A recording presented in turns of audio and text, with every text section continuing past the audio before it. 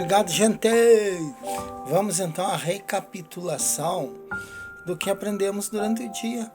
Aprendemos que a Bíblia é um livro vivo e que nós temos que saber interpretá-lo, que não podemos ficar apenas restritos aos ensinamentos da nossa congregação.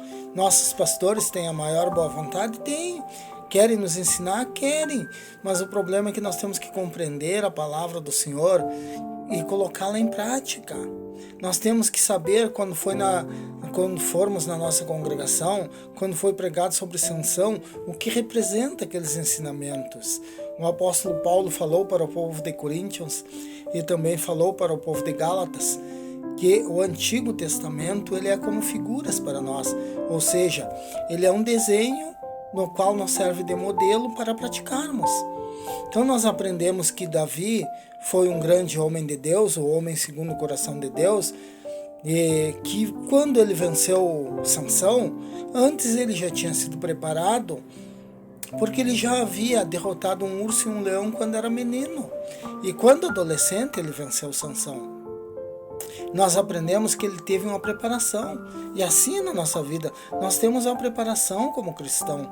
Não é simplesmente chegarmos, nos batizarmos e acharmos que somos cristãos, que vamos vencer todos os problemas. Não, nós vamos ter muitos ursos e muitos leões, como teve Davi para enfrentar. Os ursos do dia a dia, as mentiras, o desemprego, as doenças, enfim, as adversidades do dia a dia. Então Deus preparou o Davizinho para que ele chegasse e derrotasse o Golias. E por que ele derrotou o Golias? Porque ele tirou do campo físico e derrotou o Golias e o seu fiel escudeiro. O jovem de 17 anos não derrotou apenas um gigante com 3 metros, mas o Golias também dispunha a seu favor de um escudeiro que vinha diante dele.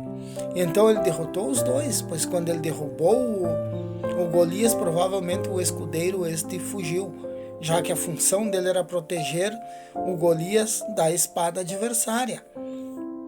E no caso não tinha espada. Por quê? Porque Davi tirou do campo físico, colocou no campo espiritual, dizendo: tu vem contra mim com escudos, com facões e com lanças. Não era facões, eram lanças, e eu vou contra ti em nome do Senhor dos Exércitos.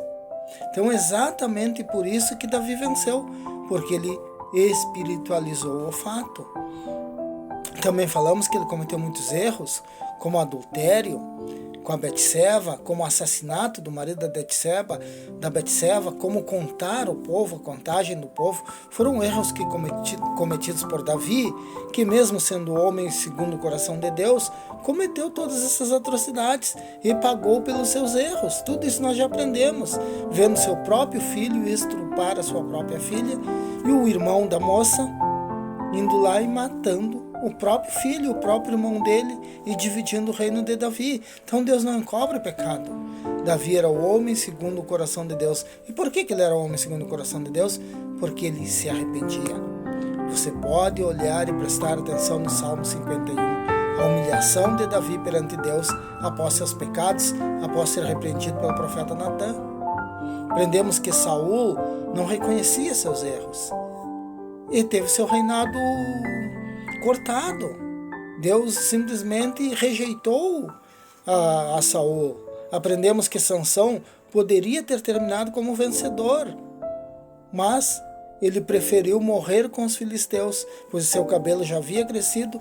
Ele poderia ter pedido para Deus que lhe desse a visão novamente, já que ele estava cego, e ele completar a sua caminhada como juiz ali de Israel e terminar de destruir os filisteus, mas não, ele preferiu morrer com os filisteus.